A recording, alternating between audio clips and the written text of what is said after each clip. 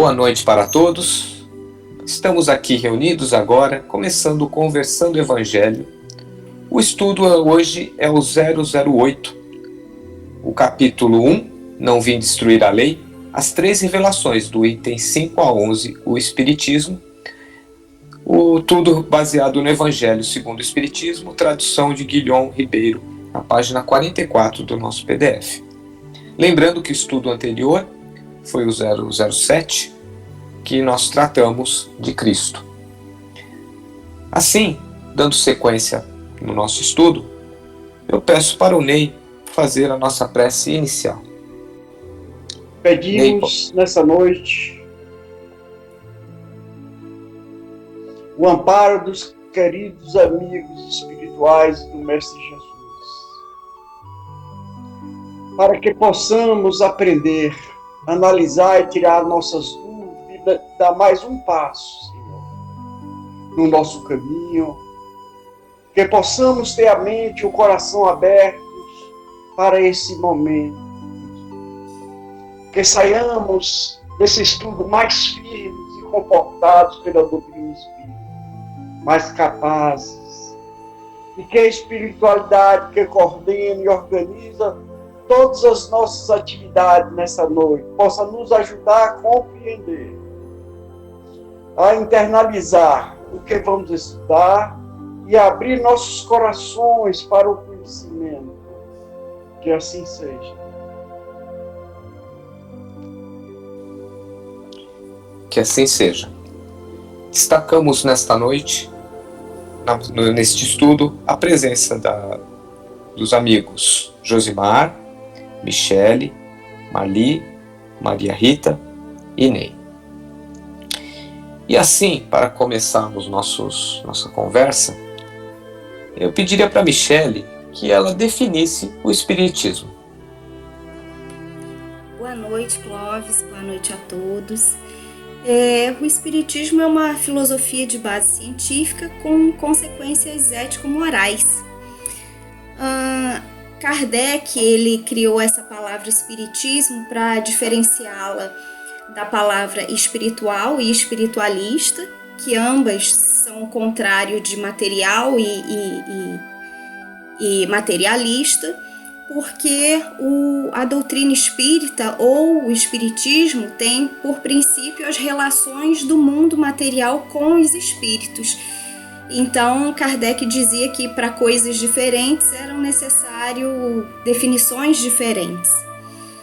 E ele dizia que o espiritismo é uma ciência que trata da natureza, da origem, do destino dos espíritos e de suas relações com o mundo corporal. O espiritismo é ciência porque se trata de um conjunto organizado de conhecimentos relativos a certas categorias de fatos ou fenômenos, né?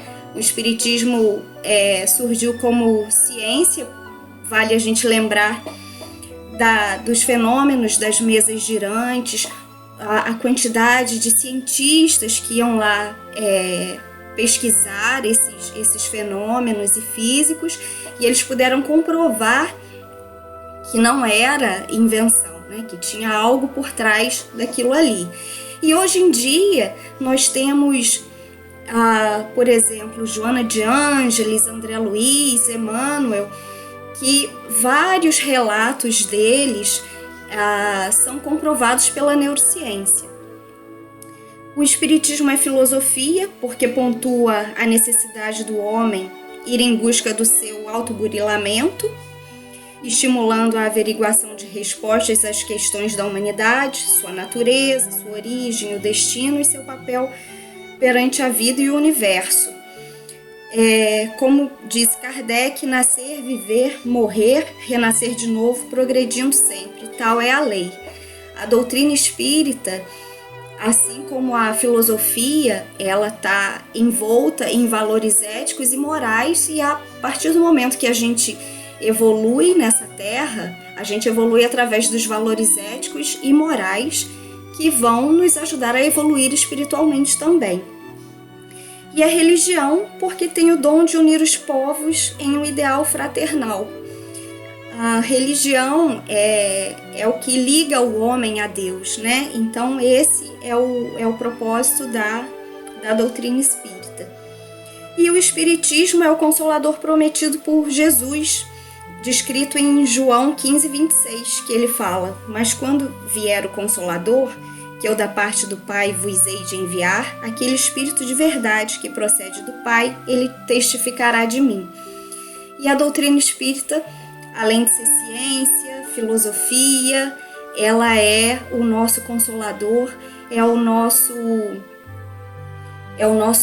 grande aprendizado aqui na Terra, né? É o que realmente Jesus nos prometeu e cumpriu, que nos ajuda ético, emocionalmente, espiritualmente a evoluir, a fazer essa encarnação realmente valer a pena.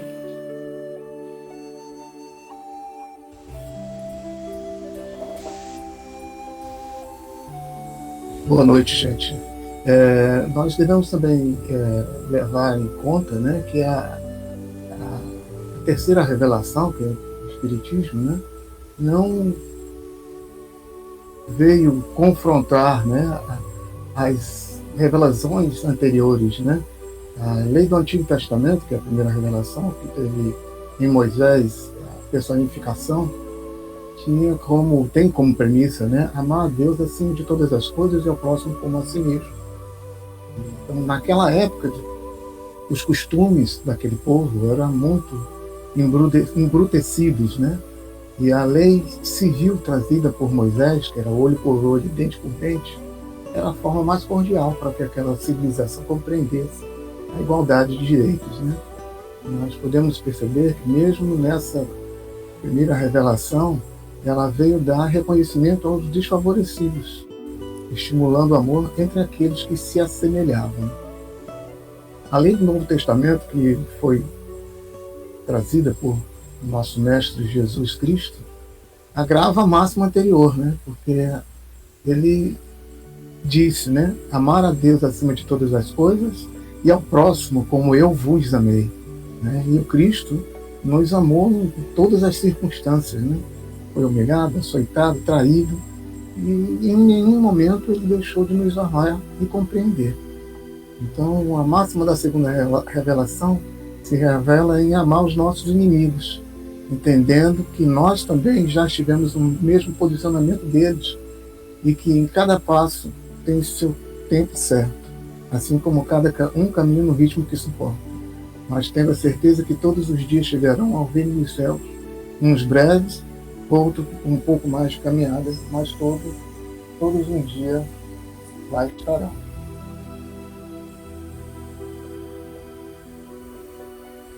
E isso também nos faz com que pensemos na seguinte passagem, tudo isso que o Josimar falou: não vim destruir a lei, porém cumpri-la. Primeiramente, vamos voltar um pouquinho no que o Josimar falou. A lei mosaica, ela existe duas partes distintas, que é a lei de Deus, que é promulgada no Monte Sinai, e a lei civil e disciplinar, que é decretada por Moisés e necessária para a situação da época. A lei de Deus, ela é invariável. A outra, que é a de Moisés, ela é apropriada aos costumes e ao caráter do povo e se modifica com o tempo. Quando Jesus disse, não vim destruir a lei de Deus, e que veio cumpri-la e dar verdadeiro sentido, adaptá-la ao grau de adiantamento dos homens. Mas quanto à lei de Moisés, ele as questionou, sim, profundamente, onde ele até combatia constantemente o abuso das práticas exteriores e as falsas interpretações. Jesus não deve ser visto assim como um legislador moralista. Ele veio nos ensinar, exemplificar, dar cumprimento às profecias que lhe anunciaram o advento. Ele tinha uma autoridade nata, que é excepcionalmente do seu espírito e de sua grandiosa e divina missão. Ele nos ensina de forma alegórica em respeito à nossa infantilidade espiritual e intelectual da época. E no Evangelho segundo João, no capítulo 14, versículo 16, disse Jesus: e eu rogarei ao Pai, e ele vos dará outro Consolador para que fique convosco para sempre. Assim como Cristo disse, não vim destruir a lei, porém cumpri-la, também o Espiritismo diz, não vem destruir a lei cristã, mas dar-lhe execução. Daí eu chamo atenção quanto à frase, pois o Espiritismo Ele não ensina nada contrário do que nos ensinou e nos ensina Jesus. Ele vem cumprir o que Jesus anunciou.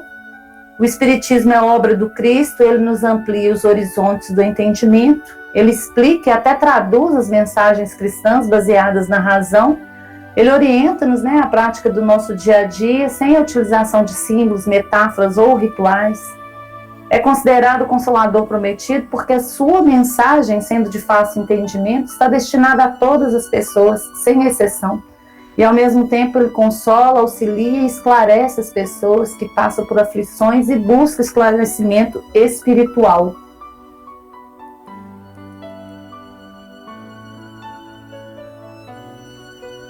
Bem, continuando com as reflexões, a pergunta que se faz para o momento é possível uma aliança entre a ciência e a religião? Elas podem se entender? A ciência e a religião são dois caminhos complementares para se chegar ao conhecimento da verdade. A ciência, que antes estudava apenas as leis físicas e suas aplicações, hoje já adentra os aspectos negados pelo excesso de materialismo. Esses espaços dizem respeito ao aspecto imaterial da criação. Por outro lado, a religião, que antes se ocupava apenas das leis morais e suas aplicações, hoje adentra em espaços negados pelo proselitismo religioso. Esses espaços dizem respeito ao aspecto material da criação. Na realidade, a criação é uma só. Não houve a criação da matéria de um lado e do espírito do outro. A criação é una, indivisível, e tudo que foi criado caminha em direção à sua mais alta expressão, caminha em direção à perfeição. Enquanto encarnados, vivemos imersos na dualidade e poucos são os seres iluminados que conseguem transcender essa dualidade. Daí a ilusória separação dos opostos, matéria, espírito, corpo, mente, emoção, razão, dicotomizando o caminho do conhecimento em ciência e religião.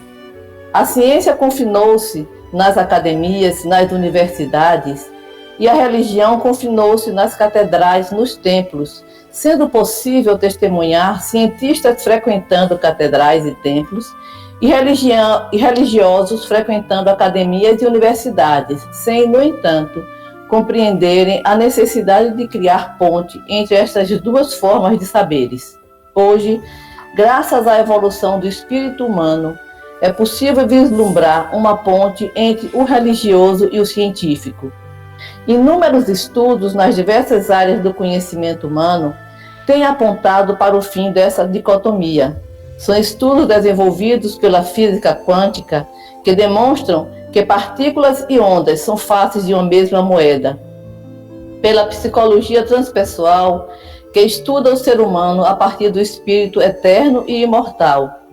Pela medicina, que estuda os efeitos da oração sobre a recuperação de pacientes. E muitos outros estudos nas diversas áreas da atuação humana. O espiritismo, na sua interface filosofia, ciência, religião, veio trazendo mais luz, mais compreensão para a ilusória dicotomia espírito-matéria, religião-ciência. São chegados os tempos em que a unidade da criação será largamente compreendida e colocada em prática no dia a dia, em que os ensinamentos do Mestre Jesus servirão de guia para o caminhar da humanidade rumo à solidariedade, à caridade e ao amor.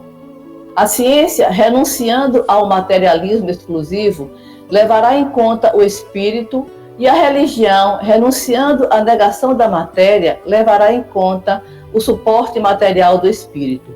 Ciência e religião se unirão e se apoiarão mutuamente e marcharão sem opor resistência, rumo à construção de um mundo solidário, compassivo, amoroso e justo, em uma eterna sinfonia, tendo como maestro o nosso Mestre Jesus.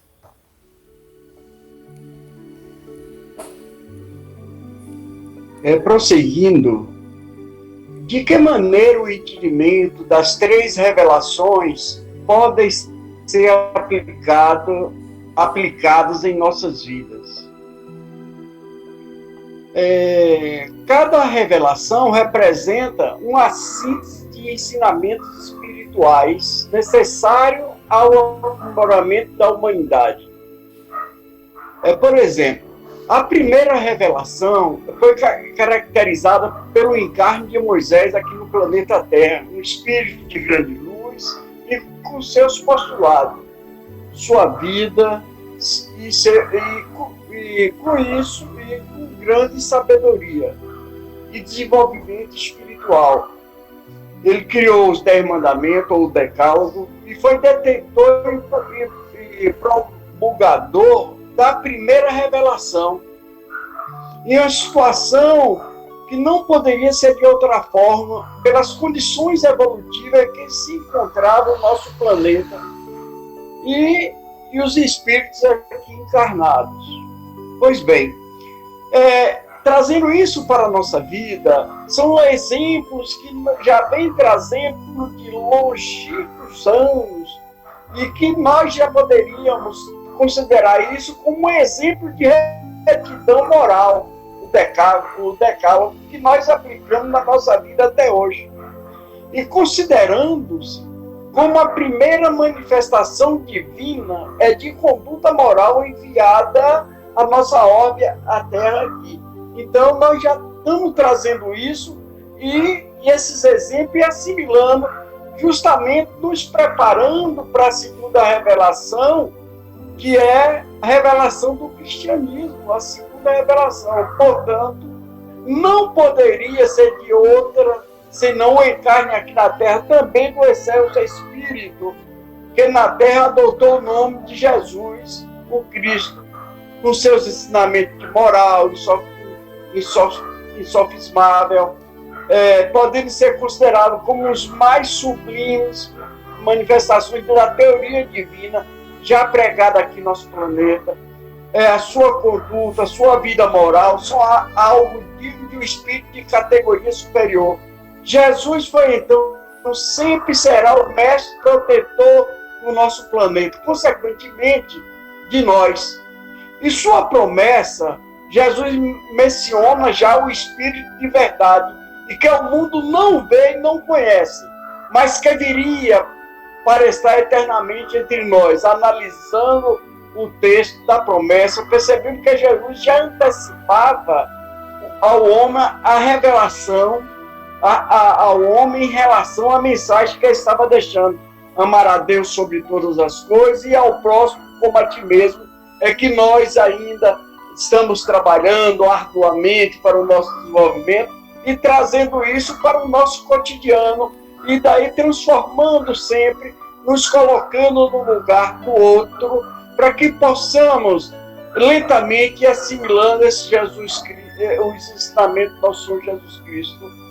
Aí caminhemos agora para a terceira revelação, que é o Espiritismo. Como que nós podemos trazer isso para a nossa vida? O Espiritismo, como a terceira revelação,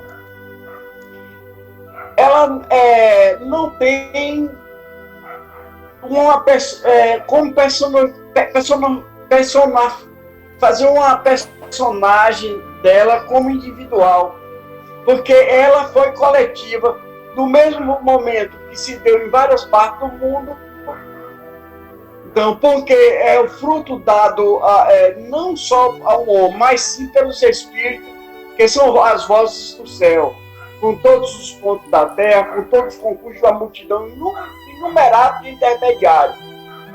E, de certa maneira, um ser coletivo formado pelo conjunto de seres do mundo espiritual, cada um dos quais traz o tributo de suas luzes ao homem para lhe tornar conhecido esse mundo e a sorte que nos espera. Ou seja, já trabalhando toda a humanidade para que venha fazer essa transformação que a todo momento nós somos chamados dentro da doutrina espírita, mas não só dentro da doutrina espírita, mas toda a humanidade, porque nós estamos falando de uma coletividade universal, pois o Espiritismo não se posiciona contrariamente a nada, a qualquer religião, ele se apresenta como um dos maiores auxiliares para isso, uma vez que oferece armas racionais à consolidação da nossa fé, da nossa vida, que é de grande utilidade. A finalidade das religiões é levar o homem à moralidade, e o conhecimento espírita contribui com essa finalidade para que ela seja atingida. A doutrina espírita nos ensina a amar o meigo Rabi da Galileia, induzindo-nos ao esforço necessário para colocar em prática seus ensinamentos. E para que possamos refletir com mais lógica, não nos contentemos só com isso. É que venhamos também aplicar isso em toda a nossa jornada, a nossa caminhada enquanto espírito encarnado, para que possamos também nos engajar na divulgação dessa mensagem e para construirmos universalmente juntos um tempo novo e de paz.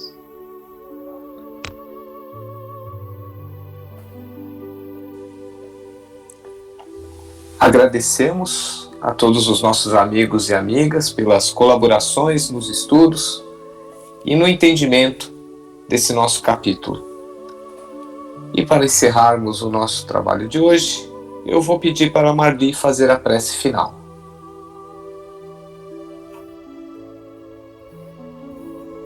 Vamos fechar nossos olhos, serenar nossa mente, procurar respirar lenta e profundamente. Divino amigo Jesus, Deus Pai, Maria, nossa mãe, amigos espirituais protetores, damos graças por poder chegar ao fim deste estudo maravilhoso, reunidos com todos, ajudando e sendo ajudado, onde formamos uma mentalidade de conhecimento, crescimento moral e espiritual. Agradecemos essa oportunidade que nos foi dada e que este estudo possa chegar de maneira carinhosa a todos os corações necessitados, assim como os nossos. Pedimos ao Pai que uma faísca do vosso amor seja oferecido a todos aqueles que caminham na escuridão. Desejamos a paz do Cristo a todos que fizeram parte desse estudo e a todos que receberem essa mensagem de amor. Que possamos estar aqui na próxima reunião, na prática do bem, e que a vossa falange de trabalhadores possa sempre nos assistir. Paz e luz a todos, assim seja.